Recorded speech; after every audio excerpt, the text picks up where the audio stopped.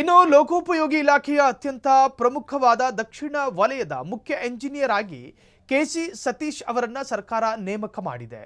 ಇಲಾಖೆಯಲ್ಲಿ ದಕ್ಷ ಮತ್ತು ಪ್ರಾಮಾಣಿಕ ಅಧಿಕಾರಿ ಎಂದೇ ಹೆಸರಾಗಿರುವ ಚೀಫ್ ಎಂಜಿನಿಯರ್ ಸತೀಶ್ ಅವರಿಗೆ ಈಗ ಮಹತ್ವದ ಜವಾಬ್ದಾರಿ ನೀಡಲಾಗಿದೆ.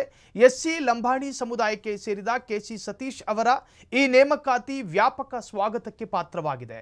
ಸಾಮಾಜಿಕ ನ್ಯಾಯದ ಅಡಿಯಲ್ಲಿ ಅರ್ಹ ಅಧಿಕಾರಿಯನ್ನ ಗುರುತಿಸಿ ಈ ಹುದ್ದೆ ನೀಡಿದ್ದಕ್ಕಾಗಿ ಸಮುದಾಯದ ಮುಖಂಡರು ಮುಖ್ಯಮಂತ್ರಿ ಸಿದ್ದರಾಮಯ್ಯ, ಲೋಕೋಪಯೋಗಿ ಸಚಿವ ಸತೀಶ್ ಜಾರಕಿಹೊಳಿ ಹಾಗೂ ಡಾಕ್ಟರ್ ಯತೀಂದ್ರ ಸಿದ್ದರಾಮಯ್ಯ ಅವರಿಗೆ ಹೃತ್ಪೂರ್ವಕ ಅಭಿನಂದನೆಗಳನ್ನು ಸಲ್ಲಿಸಿದ್ದಾರೆ.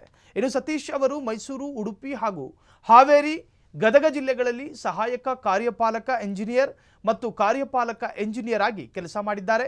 ಬೆಳಗಾವಿಯಲ್ಲಿ ಅಧೀಕ್ಷಕ ಎಂಜಿನಿಯರ್ ಆಗಿ ಯಶಸ್ವಿಯಾಗಿ ಕಾರ್ಯನಿರ್ವಹಿಸಿ ಸರ್ಕಾರದ ಗಮನ ಸೆಳೆದಿದ್ದರು. ಕ್ಷಣ ಕ್ಷಣದ ಸುದ್ದಿಗಳಿಗಾಗಿ ಫ್ರೀಡಂ ಟಿವಿ ಸಬ್ಸ್ಕ್ರೈಬ್ ಮಾಡಿ, ಲೈಕ್ ಮಾಡಿ ಹಾಗೂ ಫಾಲೋ ಮಾಡಿ. ಹೊಸ ಸುದ್ದಿಗಳ ನೋಟಿಫಿಕೇಶನ್ಗಾಗಿ ಬೆಲ್ ಐಕಾನ್ ಮೇಲೆ ಕ್ಲಿಕ್ ಮಾಡಿ.